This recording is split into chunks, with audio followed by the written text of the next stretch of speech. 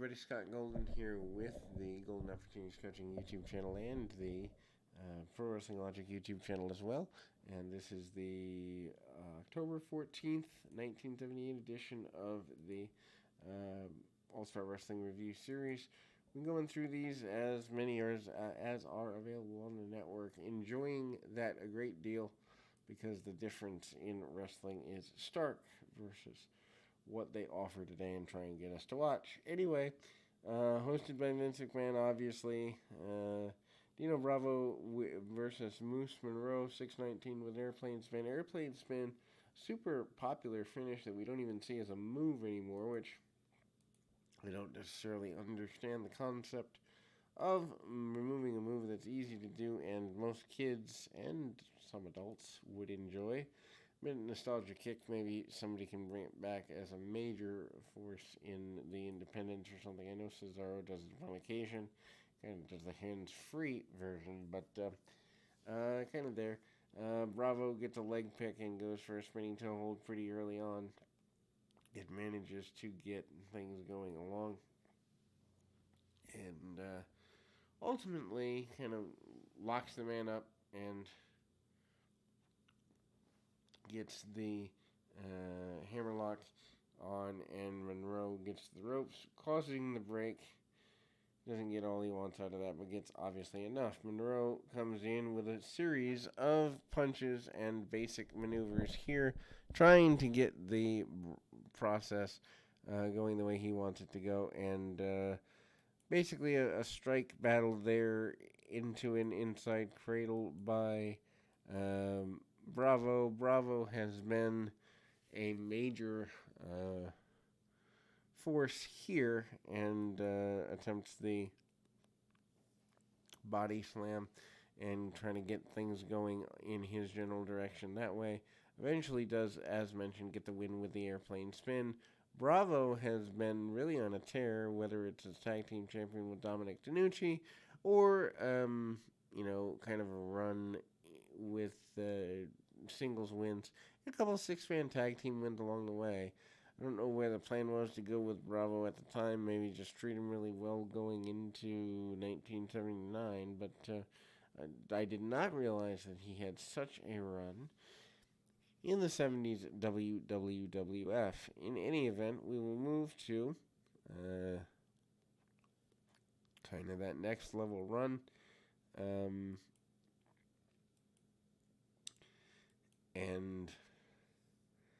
And then we see Classy Freddie Blassie out there next. Blassie, of course, having many charges over the years. This particular charge is the kind of an interesting run with Spiros Arion and Victor Rivera against SD Jones and Larry Zbyszko. 934. Rivera pins Jones with a leg drop following a double slam after the bout. McMahon interviews Blassie, Rivera, and Arion. Basically, Blassie says they could be tag champs, they could be world champs, they could be anything they want to be. Blassie is super into his tandem team group of folks here and not willing to take a backward step. Needless to say, it was Zbyszko, who is quite a ways away from his run with Bruno at Shea. Still a guy who just about every time out gets a good fan reaction. Still a guy who really, in a lot of ways, I think is undervalued as babyface. Lots of arm drags, basic stuff coming up with Rivera. Rivera, of course, turning heel over the last couple of months. S.T. Jones, of course, a major babyface, and the idea of Zbyszko and Jones as a tag team could be a pretty big deal. Arion had been pushed for the majority of time over the last majority of the year of 1978 to this point, as we are closing in on the close of the year, the last few months of the year. Blassie gets up in the face of his men's adversaries, and he's not the least bit shy about that. Arion using power and hip tossing his adversary right into the wrong corner if you're Arion, right corner if you're a friend of the babyfaces. Arion and Zbyszko, though, go at it a little bit, and Arion gets a snap mare and then a couple of kicks on Zbyszko. Arion not doing a whole heck of a lot as he's only about a year or two away from retirement, but what he does, he makes every move count. Zbyszko gets thrown out to the floor there after a little while.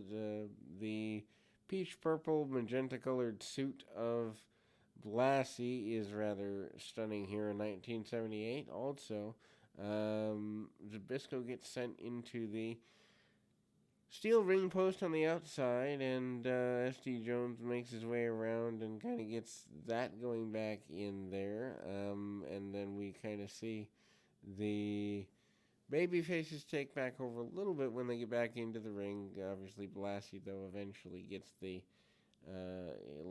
has his team getting the victory here, and we move forward into the next contest. Next contest being the kind of a battle, and it's interesting to see in this particular stacked card that there is that kind of deal.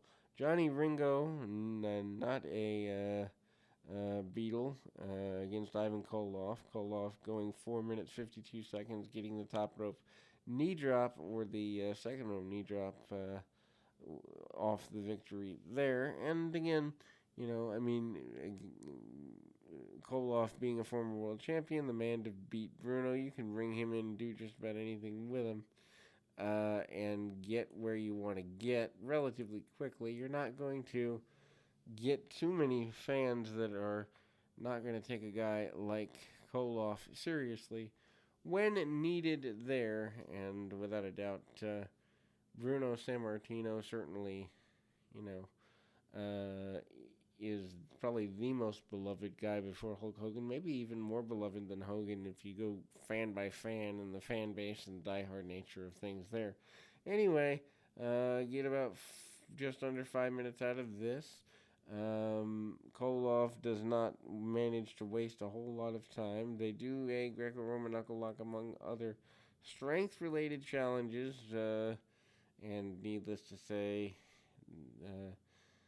that Koloff, punch, kick, very basic offense, doesn't need to do a lot, but manages to get pretty aggressive, including bear hugs, holding the man in position, and finally going to the top rope for that knee drop. The knee drop does look pretty stunning for a 1978 finish, to be sure.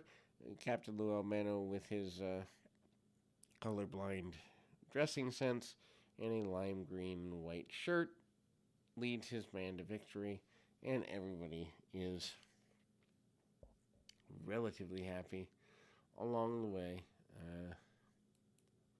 Then we see the next match of the bunch here, which happens to be a Tony Garea singles match, pinning the Great Sabu with a power slam. Now, this is not the Sabu of ECW and hardcore wrestling fame. The Great Sabu, a completely different talent here in 1978, and I didn't even know there was such a talent until watching this program. So kind of interesting there. Takes the man down. I believe he might have wrestled Canada or something of the nature.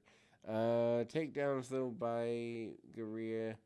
Manages to get a couple of things there, and ultimately,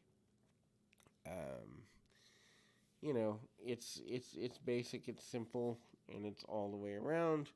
We get takedowns and the like, side headlocks, and ultimately we get